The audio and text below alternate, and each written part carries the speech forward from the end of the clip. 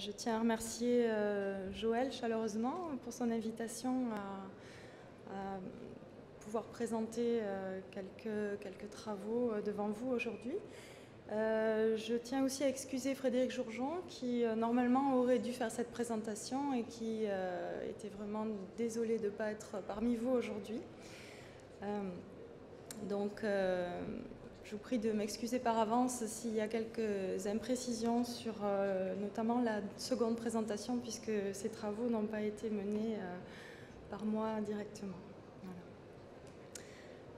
Voilà.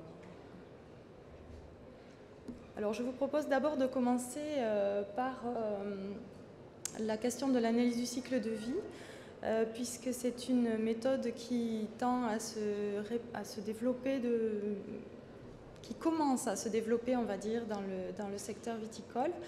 Et donc, Joël m'a demandé de vous expliquer un petit peu plus de quoi il s'agit. Et puis, je vais vous montrer, sur la base d'une application en viticulture, ce que ça peut donner. Voilà.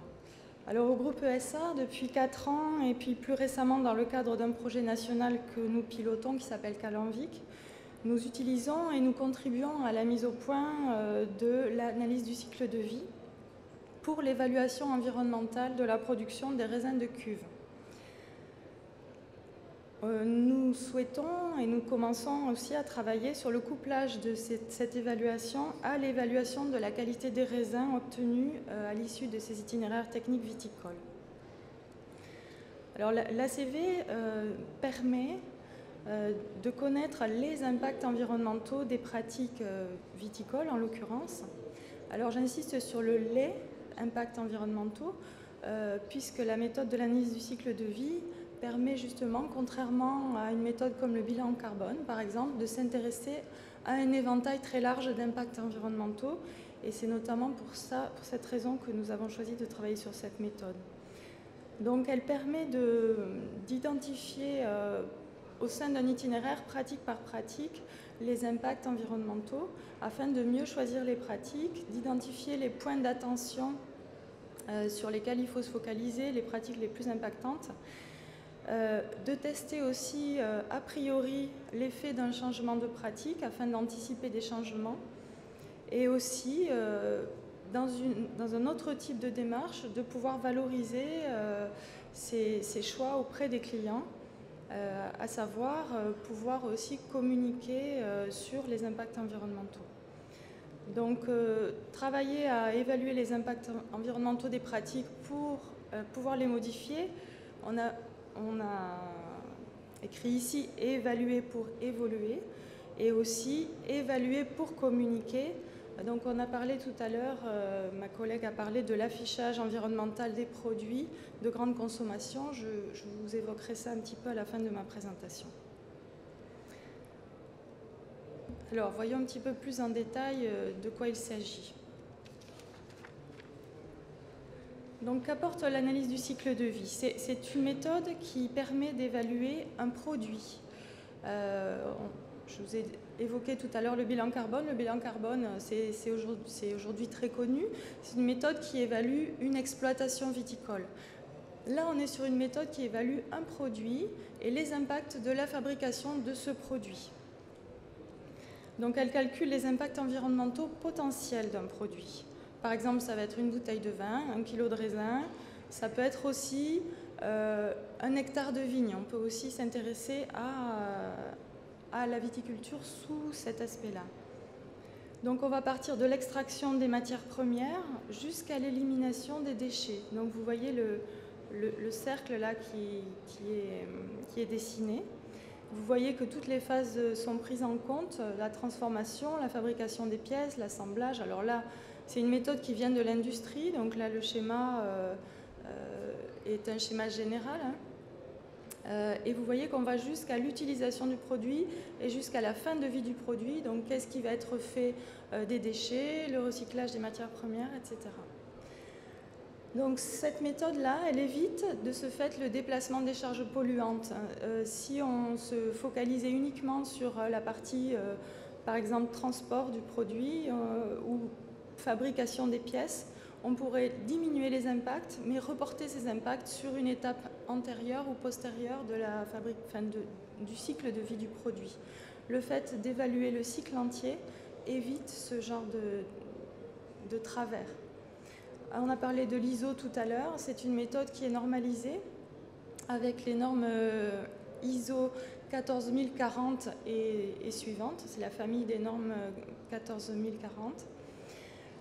Et c'est une méthode qui vient de l'industrie mais qui a été développée en agriculture depuis, j'allais dire presque une vingtaine d'années. Plus récemment sur les cultures spécialisées et encore plus récemment en viticulture. Alors c'est une méthode qui se met en œuvre en 4 étapes que je vais vous détailler. Peut-être avant de rentrer dans ce détail-là, ce que je voulais souligner aussi, c'est que c'est une méthode qui a beaucoup d'intérêt, mais qui est très longue à mettre en œuvre, qui est assez complexe aussi, parce qu'elle demande beaucoup de données d'entrée et elle demande aussi une connaissance fine des méthodes de calcul et des outils de calcul. Donc ce n'est pas une méthode qui aujourd'hui peut être utilisée par tout un chacun. Alors si on regarde la première étape de la méthode, il s'agit de définir les objectifs et le champ de l'étude. Alors, si on prend l'exemple de l'évaluation des itinéraires techniques viticoles, ici, notre objectif, c'est d'évaluer les impacts environnementaux de l'itinéraire technique, qui est une combinaison de pratiques viticoles, pour une parcelle. Alors, on va définir, notre objectif, c'est de pouvoir définir les pratiques ou les usages vertueux, entre guillemets, qui pourraient être conseillés à d'autres vignerons, et aussi d'identifier les points d'amélioration concernant les usages et les pratiques mises en œuvre sur cette parcelle. Alors, dans cette étape de définition des objectifs et du champ de l'étude, on va aussi définir ce qu'on appelle l'unité fonctionnelle, et ça c'est important aussi de bien comprendre ça quand, si vous êtes amené un jour à regarder des résultats d'ACV. C'est la base de comparaison de tous les scénarios qu'on va comparer. Donc, par exemple, toutes les parcelles qu'il y a dans notre étude, ça correspond à différents scénarios qu'on va comparer. Et cette base, ça va être, par exemple, 1 hectare de vigne, ou alors 1 kilo de raisin, ou une bouteille de vin, comme je vous disais tout à l'heure. C'est l'unité qu'on va choisir comme base de comparaison. Donc, du coup, tous les impacts vont être rapportés au kilo de raisin ou à l'hectare de vigne. Troisième élément à définir dans cette étape-là, ce sont les frontières du système, c'est-à dire le périmètre de l'étude. Donc ça aussi, c'est un élément important à bien regarder quand on regarde des résultats d'analyse de cycle de vie. C'est à savoir quel est le périmètre de l'étude qui a été pris par l'auteur. Dans notre cas, comme nous travaillons sur le raisin de cuve, notre périmètre de l'étude s'arrête à la sortie des raisins une fois qu'ils sortent de la vigne. Donc nous prenons en compte tout ce qui est à l'intérieur de la ligne de pointillé, à savoir nous démarrons dès la mise en place du vignoble. Donc les impacts de la mise en place du vignoble sont amortis sur chaque millésime.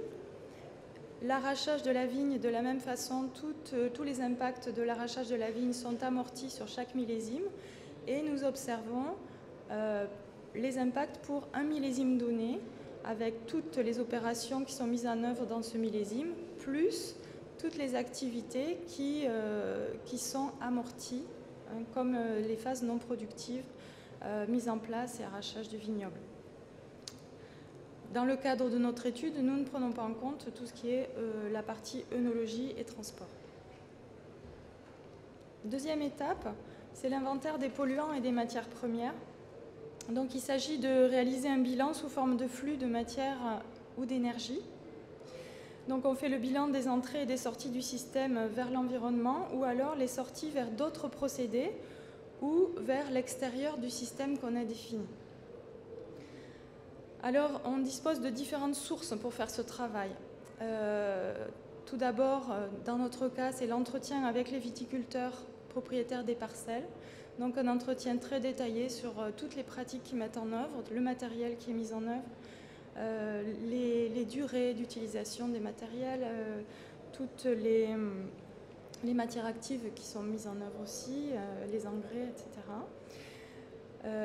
Mais parfois, le viticulteur n'a pas toutes les informations qui nous sont nécessaires. On peut faire appel aussi à des dires d'experts qui nous permettent de vérifier des ordres de grandeur, qui nous permettent aussi de définir des pratiques moyennes dans le cas où on n'aurait pas l'information. On fait appel aussi à la bibliographie pour un certain nombre de données.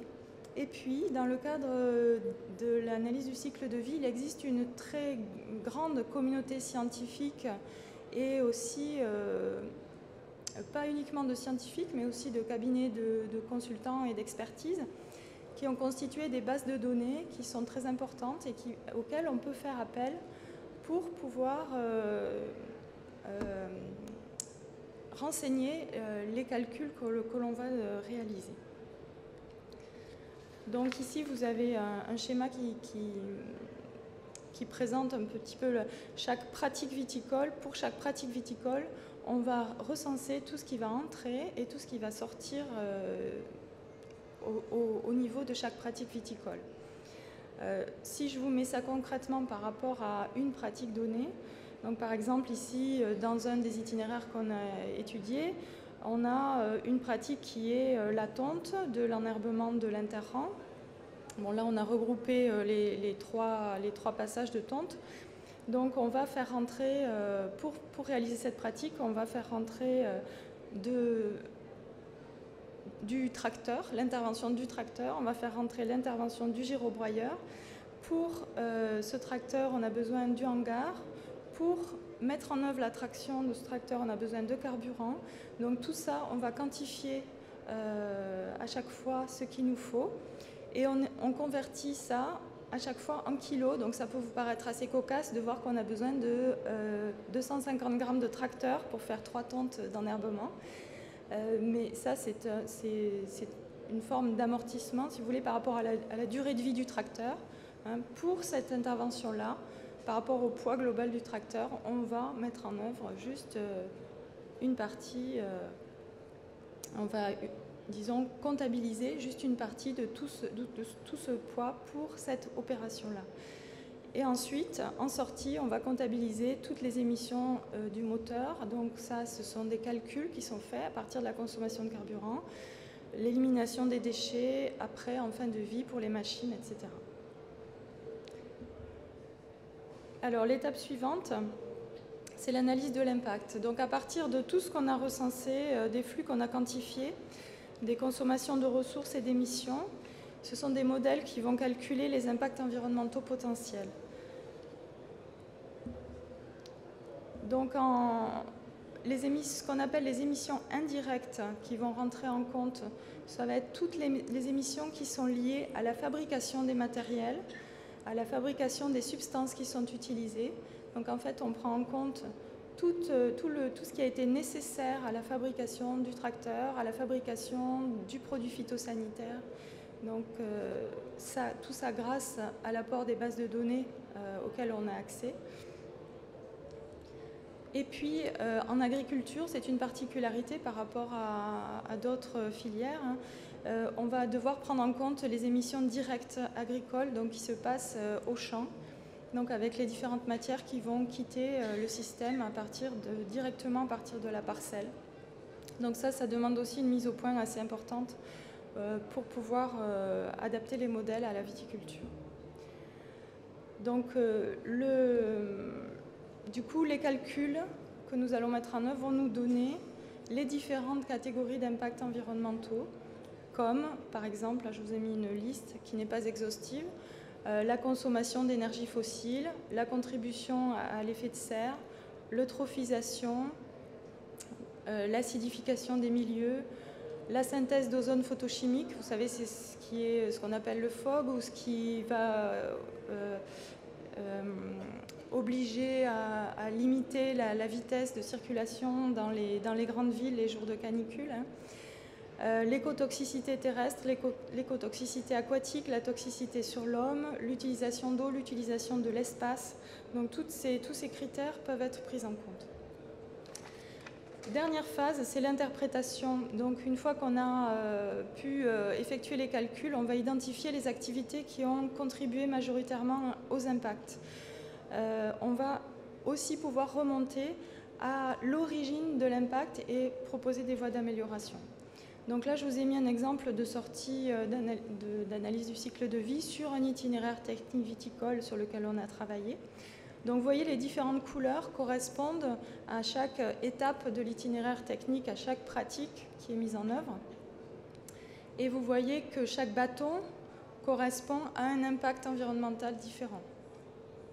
Donc là, par exemple,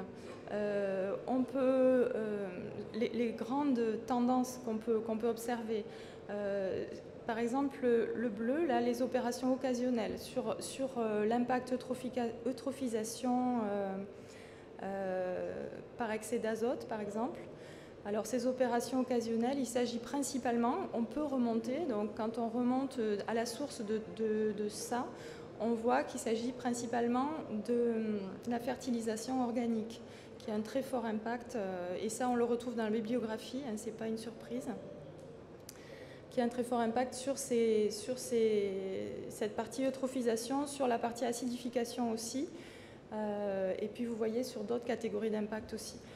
Un deuxième élément qu'on peut noter, c'est la partie plantation, donc c'est l'installation du vignoble, et là c'est dû principalement sur cette parcelle-là à la nature des piquets qui sont utilisés, avec un gros impact de la galvanisation sur l'écotoxicité terrestre, par exemple, puisqu'il s'agit de piquets galvanisés et qui ne sont pas forcément, pour lesquels il n'existait pas forcément une filière de recyclage pour cette exploitation-là.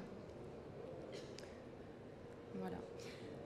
Donc voilà, présenter rapidement ce qu'on peut obtenir par une analyse de cycle de vie. C'est très rapide, on obtient beaucoup plus d'informations quand on veut remonter à la source de chaque impact.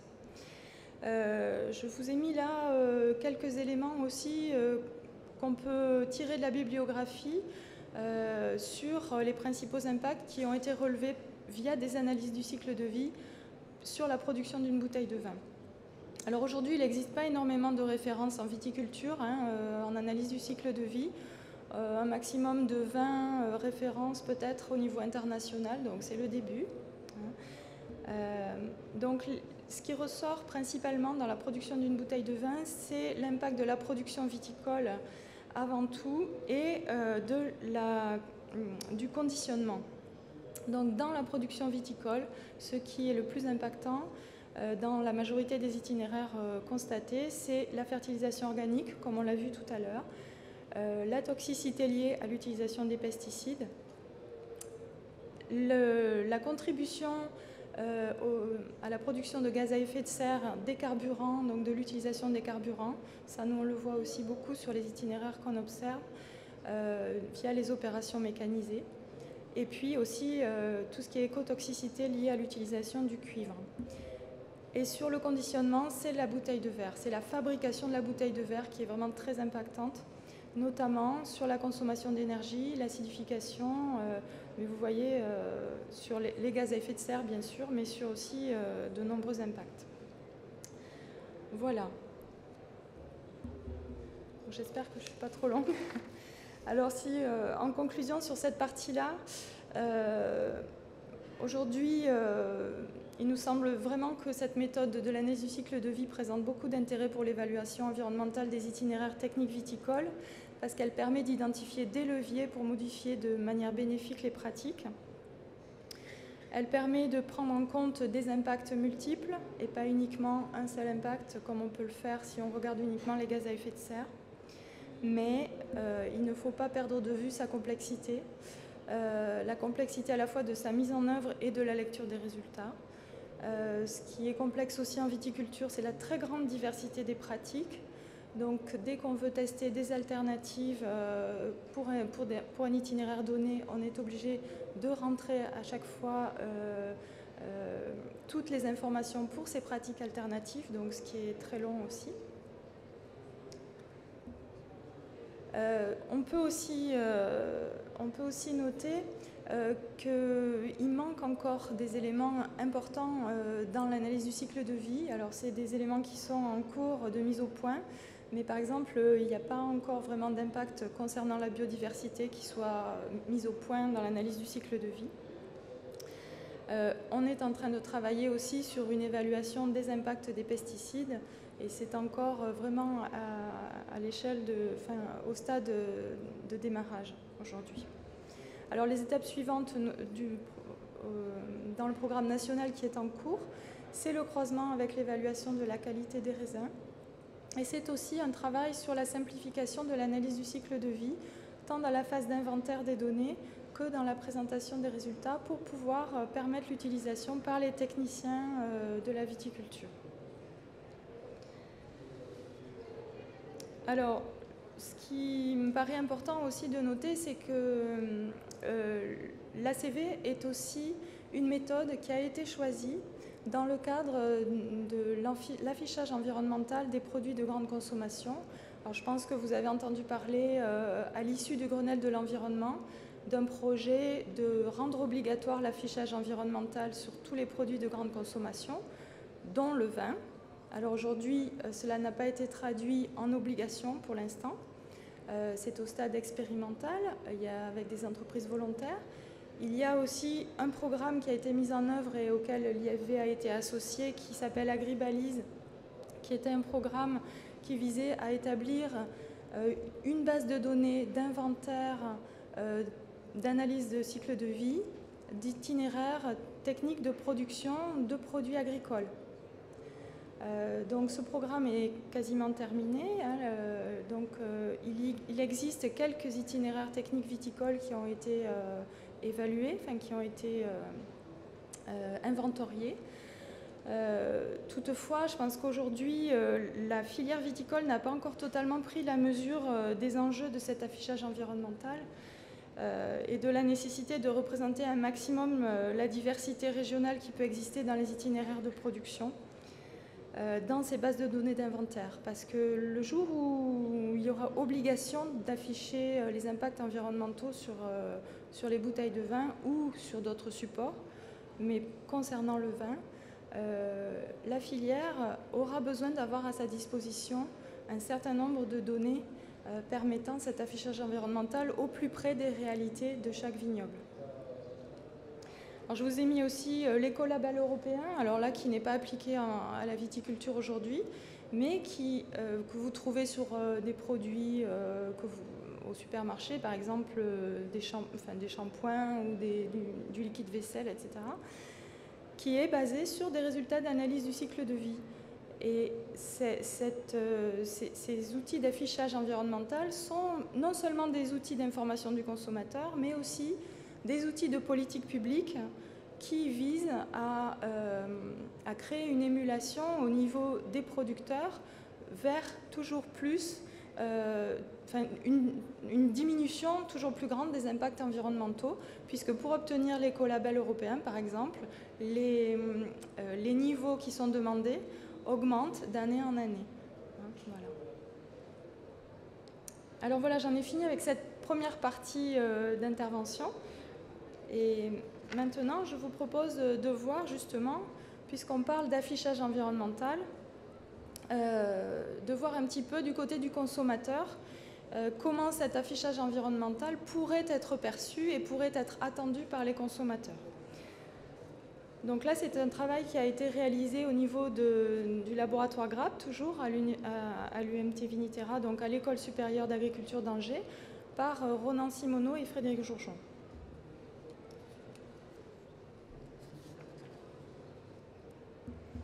Alors en tant que consommateur, on est souvent perplexe devant tous les indicateurs, tous les affichages environnementaux et autres qu'on peut trouver quand on est amené à choisir un produit, quel qu'il soit. Et petit à petit, sur le vin, on se trouve aussi face à de nombreuses de nombreux labels, de nombreuses informations environnementales. Et donc on a eu envie de savoir comment les consommateurs du coup vont se comporter par rapport à ça. Une enquête récente a noté que 72% des Européens sont favorables à un affichage environnemental obligatoire, celui dont je vous parlais tout à l'heure. Alors tout d'abord, quelques éléments de contexte. Au niveau des critères d'achat principaux des vins, on sait qu'ils sont influencés par deux éléments clés. Le premier élément clé est la motivation de l'acte d'achat, mais l'autre élément clé est aussi l'implication qu'a le consommateur vis-à-vis du produit. Mais qu'entend-on par implication? C'est peut-être un concept qui ne vous est pas familier.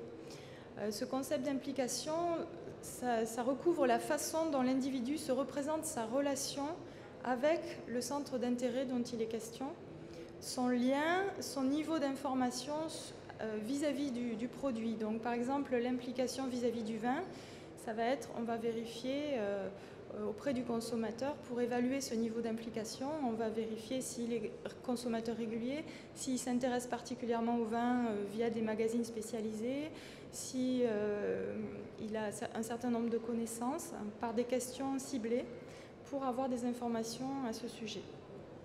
Donc ça, c'est le niveau d'implication. Ce niveau d'implication, on avait déjà réalisé des études par le passé au laboratoire à propos de la dimension terroir. Et il était apparu que c'était un critère de segmentation pertinent par rapport aux informations terroir qu'on pouvait donner aux consommateurs. Selon son niveau d'implication vis-à-vis du vin, il allait réagir différemment aux informations terroir qu'on allait lui donner. Alors là, la question qui se pose dans cette étude, c'est est-ce que l'affichage environnemental pour les vins, et en particulier pour les vins d'AOP, présente un intérêt pour la filière viticole? Quelles sont les perceptions et les attentes des consommateurs vis-à-vis des labels environnementaux? Et comment le niveau d'implication des consommateurs influence leur perception? Alors comment avons-nous travaillé? Donc d'abord, c'est un travail qui a été réalisé via une enquête auprès de consommateurs, donc par Internet, donc une enquête en ligne et via des réseaux sociaux et des forums, à partir d'une base de données de consommateurs des vignerons indépendants de France, d'associations de consommateurs, le fichier de consommateurs du laboratoire GRAP qui est assez important aussi, et le fichier des anciens élèves de l'École supérieure d'agriculture d'Angers. Nous avons pu obtenir 1330 réponses. Sur ces réponses, une segmentation a été réalisée par une classification ascendante hiérarchique et Kamins. Donc ça, ce sont des méthodes de segmentation de population sur les critères des réponses qui ont été données. Donc là, c'est sur les réponses qui ont été données sur les questions d'implication qu'ont été réalisées les segmentations. Donc on a pu créer 9 groupes de 100 consommateurs. Donc les analyses statistiques ont été réalisées sur ces 900 consommateurs pour avoir des groupes équilibrés. Je vais vous montrer les différents groupes qui ont été réalisés. Donc vous avez deux critères donc, qui sont l'implication environnement et l'implication vin. Donc on a croisé l'implication environnement et l'implication vin. Donc vous voyez que ça fait 9 groupes avec une implication faible qui est notée 1 et implication forte qui est notée E et implication environnement qui est notée 3, pardon. Implication environnement qui est notée E et implication vin qui est notée V. Alors le talon sociologique, c'est-à-dire l'échantillon des consommateurs, a été constitué de donc 900 personnes, 46% d'hommes et 54% de femmes. C'est un échantillon relativement diversifié, relativement équilibré, puisque les gens viennent de 83 départements. Vous voyez la répartition des âges qui est aussi assez équilibrée. Et sur les professions, on a toutefois une part importante de cadres et professions intellectuelles supérieures. Mais toutes les catégories sont à peu près représentées. Alors, quand on regarde les résultats, premier point, le consentement à payer un vin plus cher s'il est respectueux de l'environnement. Alors, il ressort de l'étude que, donc vous voyez sur le tableau, vous avez en haut du tableau des chiffres qui vont de 1 à 5, qui signifient de pas du tout d'accord jusqu'à tout à fait d'accord. Donc, êtes-vous prêt à payer plus cher un vin respectueux de l'environnement? Ceux qui sont à gauche ne sont pas prêts à payer plus cher, et ceux qui sont à droite, vers le 5, sont prêts à payer plus cher un vin respectueux de l'environnement. Donc vous voyez que ceux qui ne sont pas prêts à payer plus cher, il s'agit de toutes les personnes qui sont E1. Donc vous voyez, quelle que soit leur implication dans le vin, donc V1, V2, V3, tous ceux qui sont faiblement impliqués sur les questions avec les questions environnementales, qui s'y intéressent peu, ne sont pas prêts à payer plus cher un vin qui serait respectueux de l'environnement. Par contre, quand on regarde toutes les personnes qui sont E3, donc c'est-à-dire très impliquées, là on voit qu'ils sont prêts, aux environs de 25% d'entre eux, à payer vraiment tout à fait d'accord pour payer plus cher un vin respectueux de l'environnement.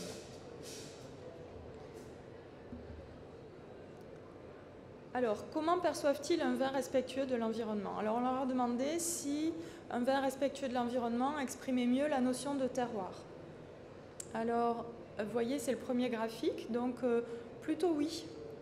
C'est un vin qui exprimera mieux la notion de terroir. Est-ce qu'un vin issu d'une production locale est un vin plus respectueux de l'environnement? Plutôt oui aussi. Est-ce qu'un vin respectueux de l'environnement sera meilleur pour la santé? Donc là, je ne vous ai pas mis le graphique, mais plutôt oui aussi. Mais par contre, est-ce qu'un vin plus respectueux de l'environnement, ça sera un vin qui est moins bon que les autres? Là, non, pas forcément. Selon les consommateurs, ce n'est pas parce qu'il est respectueux de l'environnement qu'il sera moins bon. Les appellations d'origine contrôlée ne sont pas perçues comme des vins plus respectueux de l'environnement que les autres. Donc les cahiers des charges appellation d'origine ne sont pas vus comme une garantie de respect de l'environnement. Et puis, le vin respectueux de l'environnement n'est pas perçu comme devant être un vin plus cher que les autres. Pardon. Alors, on a aussi cherché à savoir quelle était leur perception de l'impact environnemental des pratiques viticoles. 70% des consommateurs indiquent un effet positif de la production du vin sur le développement rural et sur le paysage. Donc là, vous voyez, c'est le petit cercle qui est à gauche. Voilà, un impact positif de la viticulture. Un effet, on va dire, des réponses mitigées, positifs, négatifs, sur la biodiversité et sur le sol. On n'a pas plus de positifs que de négatifs. Par contre, les consommateurs soulignent plus un impact négatif sur l'eau et sur la consommation d'énergie. Sur l'air, les consommateurs ne donnent pas quelque chose de vraiment très précis. Vous voyez qu'on a 33% des consommateurs qui imaginent un impact positif et négatif, et les autres sont répartis un peu sur toutes les catégories.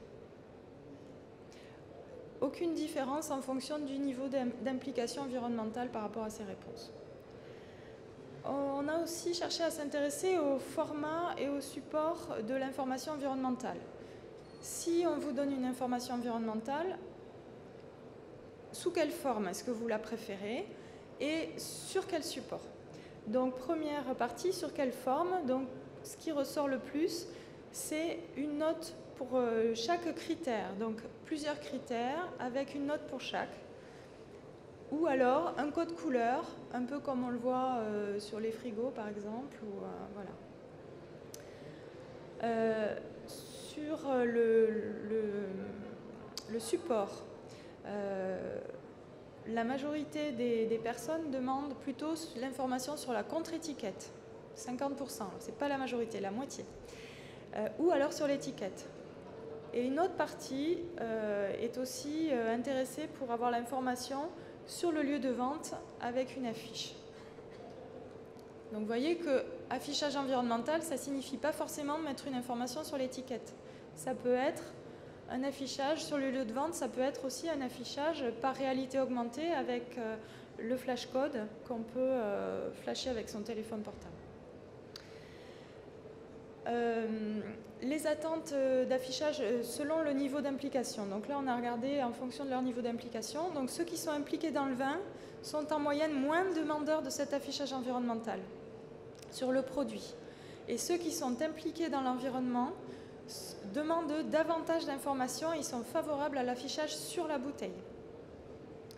Voilà.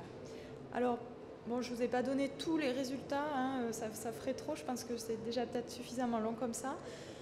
Pour conclure, on voit que les consommateurs sont en attente d'un affichage environnemental qui soit clair et basé sur leurs connaissances, quelque chose de pas trop compliqué. Un affichage sur le lieu de vente ou sur la contre-étiquette, sous forme de note en lettres ou de note globale, accompagné d'une note pour chaque critère. Des nuances sont toutefois à noter selon les niveaux d'implication des consommateurs du vin vis-à-vis du vin et de l'environnement. Les consommateurs qui sont très impliqués dans le vin ont moins d'attentes vis-à-vis de l'affichage. Ils trouvent qu'il y a déjà trop d'informations autour du vin. Et si jamais il y a affichage, ils le préfèrent sur un site internet ou à travers le flash code. Pour les consommateurs très impliqués dans l'environnement, eux ont une forte attente d'affichage, mais quand même pas trop d'informations sur cet affichage, avec toutefois une info par critère et situé sur le lieu de vente ou sur les bouteilles. Et pour eux, l'environnement est un critère d'achat du vin. L'affichage environnemental est une attente à nuancer selon les profils et leur niveau d'implication. Confère pour le profil des consommateurs verts le rapport d'Antonin Vergès, où il les définit comme des jeunes urbains actifs de catégorie socio-professionnelle plutôt élevée avec un niveau de formation supérieur. Donc c'est vrai que quand c'est ce type de cible qui est visé, là l'affichage environnemental a tout son intérêt. Donc la communication est plutôt à adapter sur les bouteilles selon les circuits de distribution et les marchés ciblés. Voilà, je vous remercie de votre attention.